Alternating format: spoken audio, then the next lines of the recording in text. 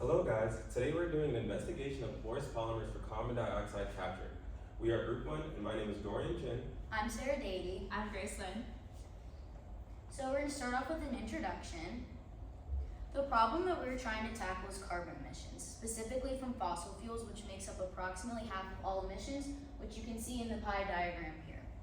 These emissions create environmental issues like rising temperatures and ozone acidification.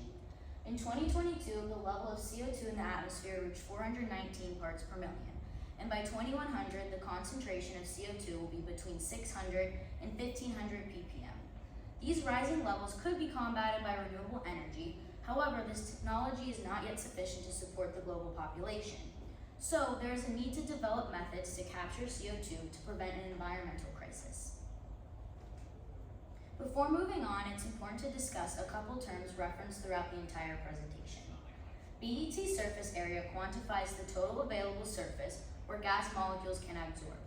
Porosity describes how much of a material is made up of void spaces, and there are three different classifications: micropores, which are smaller than 2 nanometers, mesopores, which are between 2 and 50 nanometers, and macropores, which are greater than 50 nanometers. Furthermore, regeneration energy is the amount of energy required to release the absorbed CO2 from the material and restore it to its original state for reuse in another cycle. Physical absorption refers to van der Waals forces or other weak intermolecular forces holding molecules to a surface. Lastly, chemical absorption occurs when a chemical reaction occurs between the absorbate and the absorbent, forming new chemical bonds. Okay, so classic method for carbon capture is wet scrubbing, which uses aqueous and bean solutions to capture greenhouse gases like CO2. One common example is monoethanolamine, or MEA, which is highly selective for CO2 over other gases, but has several shortcomings. It's very inefficient due to a large regeneration energy, and this is because of the chemical binding of CO2 to MEA, which is difficult to reverse because a strong covalent bond is formed between the compounds. It's also harmful to the environment, has poor uptake capabilities, and requires high temperatures and the use of steam. Now let's discuss a more innovative solution: solid sorbents, specifically porous polymers. Solid sorbents have high thermal stability, lower regeneration energy, and can be modified to add functional groups. Porous polymers specifically leverage high surface area and tunable porosity, and adding functional groups can actually increase interactions between CO2 and the polymer surface. Some common types include covalent organic polymers, porous organic polymers, and hypercross-linked polymers. However, there are some challenges in porous polymer development. Functionalizing porous polymers to improve CO2 capture often leads to a loss in surface area. So maintaining both chemical interactions via functional groups and physical sorption via high surface area is critical. Polymer synthesis can also be complex and expensive, and these CO2 capturing polymers will most likely need to be used on an industrial scale. So our goal is to explore different types of porous polymer syntheses and modifications that can be used to improve carbon capture. Moving on to our literature review. First, we're going to discuss ketone modified porous organic polymers for enhanced CO2 capture. So in this study, they first synthesized the COP130AC via Friedel-Crafts alkylation, which is this step 1 that you see here in the mechanism. An acyl group is introduced to the aromatic ring using a Lewis acid catalyst, which is aluminum chloride in this case. This introduces the ketone anchorage, which you can see right here, and acyl chloride groups to enable the second step, which is shift-base amination. And this occurs with EDA, DTA, and HTMA. The amine, which is the nucleophile, actually attacks the carbonyl or halogenated site on the ring. So this ultimately adds the CO2 binding groups to improve uptake while retaining a high surface area. Okay, so now let's move on to some of the key findings. Firstly, the pre-functionalization BET surface area is 1,813 meters squared per gram, which is very high, and after functionalization, the COP130AC retains about 80% of this surface area. When you functionalize further with the amines, the surface area does continue to drop, but they're still relatively high, as you can see these numbers right here. We also observed that there's a pore shift from mesoporous to microporous. The pores are about 2 nanometers now, and this improves CO2 and N2 selectivity. Okay, so moving on to regeneration energy, the isosteric heat of absorption, or QST, for COP130 AC amines was between 25.6 and 30.4 kilojoules per mole. So this is very close to the ideal range of 35 to 50 and is much lower than MEA, which is about 75 kilojoules per mole, so regeneration is easier. There's also no hysteresis between the CO2 isotherms, which you can see at the figure on the far end of the slide. Lastly, they found that the CO2 uptake is maintained or improved compared to the unmodified COPs, and that the primary mechanism is physical adsorption, indicated that there's no hysteresis in those curves. This means that there is reversibility and no strong chemical bonding. Moving on to our next study, we explore the synthesis of solvent-linked porous polymers through Friedel-Crafts reactions. So this reaction includes benzene plus a chlorinated solvent plus an aluminum chloride catalyst, and this yields a polymer network. There were 18 monomers reacted with 3 different solvents. This was DCM, chloroform, and DCE. Chloroform showed the highest cross-linking efficiency, while polycyclic aromatic monomers yielded the most porous structures. And this is due to their rigidity and the fact that they have multiple reactive sites. However, steric hindrance limited other monomers' effectiveness. Some advantages of this technique, and you can see the mechanism at the bottom of the slide, include that it happens at ambient conditions, the reagents are low cost, and it can be scaled quite easily. So now we move on to some of our key results. They achieved a BET surface area of up to 1,685, which is very high, and 10 of the COPs that they synthesized had areas greater than 100 meters squared per gram, which indicates a highly porous morphology. For some of these highly porous polymers, like COP130 and 140, we have high carbon capture. Here you can see COP130, that is 4.71 millimoles per gram, while 140 is 4.35 millimoles per gram. We also see that there's no hysteresis, so that indicates physisorption. They determined that the mechanism of CO2 interaction was van der Waals forces and dipole-quadrupole interactions.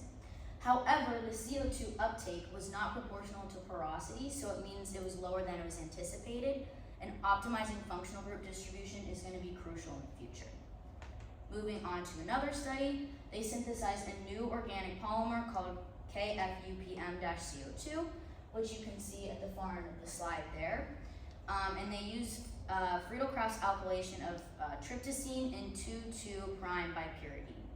The tryptosine contains vacant internal spaces, which enhances to introduce stability and permanent porosity. The bipyridine contains the nitrogen atoms, which enhance CO2 affinity.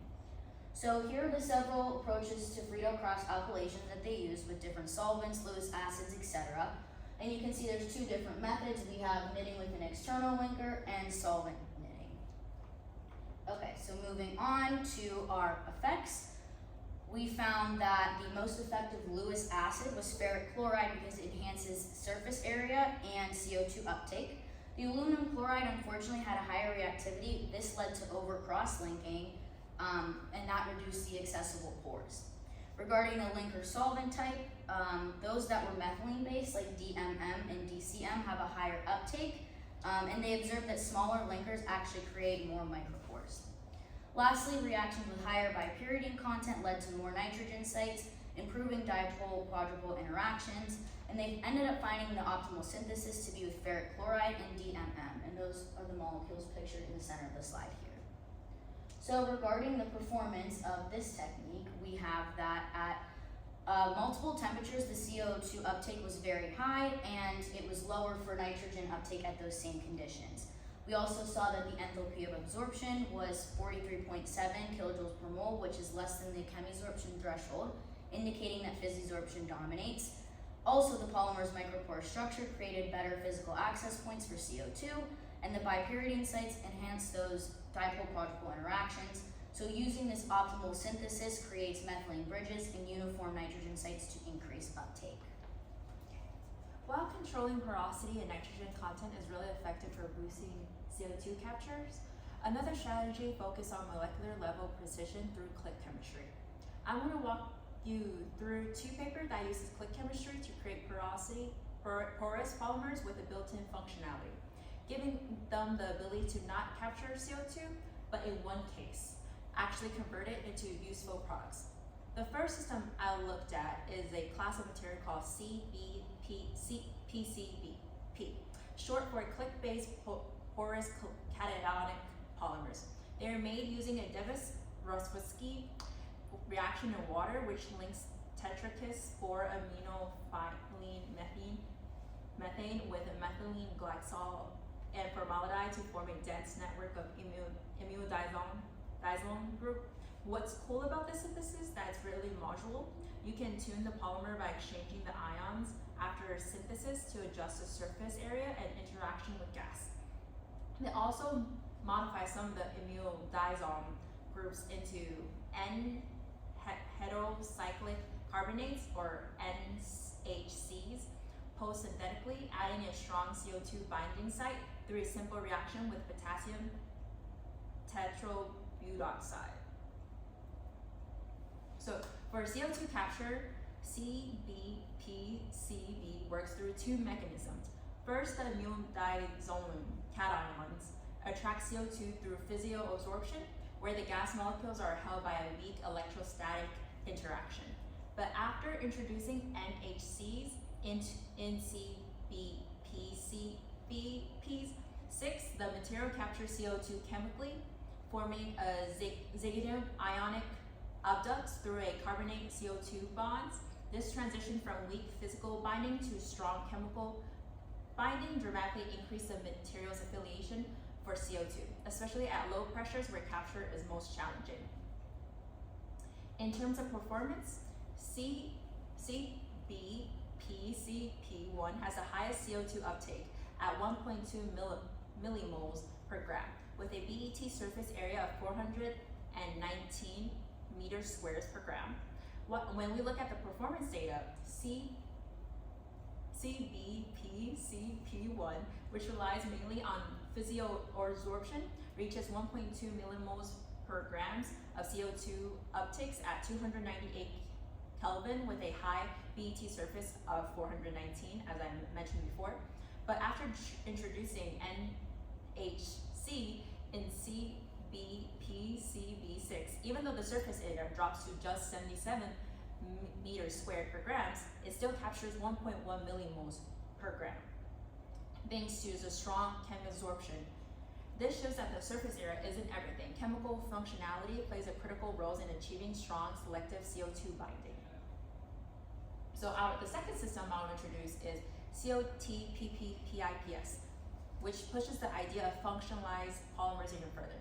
Here the monomer is cobalt-2 tetraphenylene porphyrin, or COTPP, which is cross-linked through the same DR click chemistry. The result is a porous ionic network that not only physioabsorbs CO2 via the imidazole groups, but also introduces catalytically active cobalt centers capable of chemically transforming CO2.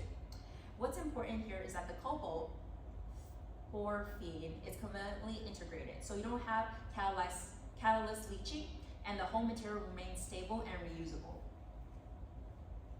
So in COTPP-PIPS, CO2 capture happens through the combination of physioabsorption at the imidazole group sites and metal CO2 coordination at the cobalt centers. Once CO2 is activated at the cobalt site, it can react with epoxides like propylene oxide. The catalytic cycles involves coordination of the epoxy to the cobalt, the ring opening by the halogen ion, CO2 insertion, and the ring closure to form a 5-member cyclic carbonate, as shown in the figure on your left.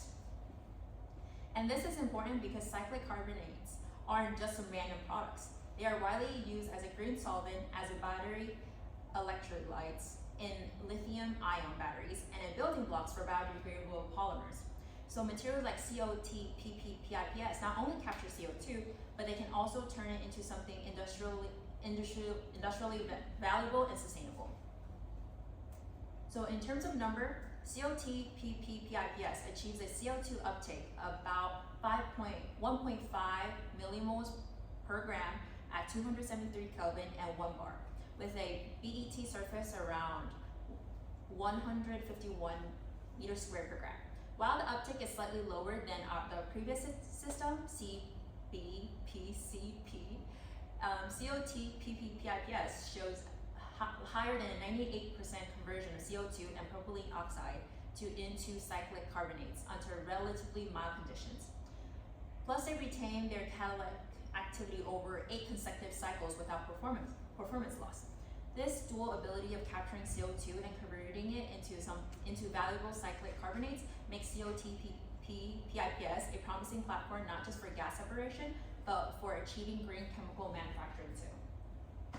So Now, in terms of our third method of CO2 absorption using porous polymers, conjugated porous polymers, also known as CPPs, are a really good candidate for gas separation and absorption because they have a strong extended pi system and can have high thermal stability.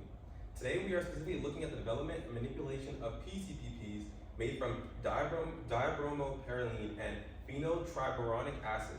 We also explore changes to the structure to improve CO2 capture by extending the pi system even further and adding new groups through post-synthetic imidation, which is basically the introduction of an imide group into a molecule. Initially, to make the base polymer PCPP, the researchers start with dibromopyrrolene and phenyltriboronic acid, then using a palladium catalyst, they do a Suzuki coupling reaction in order to form strong carbon-carbon bonds within the structure. This gives us PCPP, which is insoluble and reactive at Bay positions. Then through the linkage of pyrroline and phenyl units, the researchers created an extended pi conjugated network. This can all be visualized in the reaction displayed on the left. After that, the researchers performed an apex reaction where they reacted with maleic anhydride and p-chloranil to form BPA-CPP, which now has important donor accepting features, as you can see on the reaction on the right. Now, starting from the original polymer of BPA-CPP, the researchers did 3 post-synthetic reactions. First, they used ammonium acetate at 150 degrees Celsius to make NHCPP. Then they used hydrazine hydrate at 120 degrees Celsius to make NH2CPP. And finally, ethylene diamine was used at 100 degrees Celsius to make EDA-CPP. Now, as you can see, what's happening here is that the amines are now attacking in the anhydride groups, opening them up and forming imide or amide bonds to result in a stable nitrogen functionalized porous framework. This way, they are able to add nitrogen groups, which help with CO2 capture without much surface area loss. The change in functionality can be seen after reactions as regular CPPs capture CO2 by weak physioabsorption, which basically means the gas sticks to the surface with weak forces around 20 to 40 kilojoules per mole, which also isn't very selective and doesn't hold up if there's a lot of moisture within the air. So when we add amine groups, CO2 can then react with the polymers to form carbamates, which are much stronger bonds to make the method capture much more selective and stable, which also the material still keeps its high surface area and porosity after modification. Next, to measure the efficacy of the polymers, the researchers measured CO2 uptake by doing gas absorption tests at 273 degrees Kelvin and 1 bar. Then they calculated how selective the materials are for CO2 over N2 absorption using a model called IAST, also known as the Ideal Absorbed Solution Theory. Then they checked the surface area and porosity using nitrogen gas tests. And to double check the chemical changes, they used solid state CNMR, as seen in the top graphs on the left, and FTIR analysis, as seen as the bottom graphs on the left. And then lastly, X-ray photoelectron spectroscopy, as you can see on the right. And as you can see on the left with the graph, with the NMR and the FTIR, you can see the peaks shifting clearly after we add the nitrogen groups. This table here provides a performance comparison of the polymers in terms of surface area, CO2 uptake, and gas selectivity. Based on the data collected by the researchers, NH2CPP had the best CO2 uptake at about 2.81 millimoles per gram, with also the best IAST selectivity as well, with however the base polymer BPA-CPP having the highest contact surface area. This shows that just having a high surface area isn't enough, but adding functional groups like amines make a much bigger difference in CO2 capture performance. And as well as you can see on the graphs on the right, with selectivity for CO2 as well as gas uptake, NH2CPP dominated both fields. Next slide. Now for a conclusion. So overall, porous polymers like CPPs are great because you can tune their structure, they're stable at high temperatures, and they're easier to regenerate than old school amine solutions. But good CO2 capture isn't about just making the materials porous, it's about balancing porosity, chemical functionality, and structure. You need a big surface area for physioabsorption, but you need the right functional groups like nitrogen for strong binding and lower regeneration energy.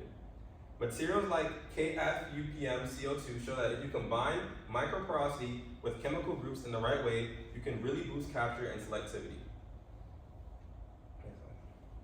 Looking ahead, we want to optimize where and how many functional groups we put into the framework to get even better CO2 uptake and selectivity. We also need to find greater scalable ways to make these materials, and also another big step is testing under real world conditions with moisture and mixed gases, and not just in dry lab conditions. Finally, combining computer modeling with experiments, we can speed up how fast we can discover these new materials. And then lastly, the ultimate goal is to design better polymers that can really help with industrial carbon capture and fighting climate change. Thank you. These are our references.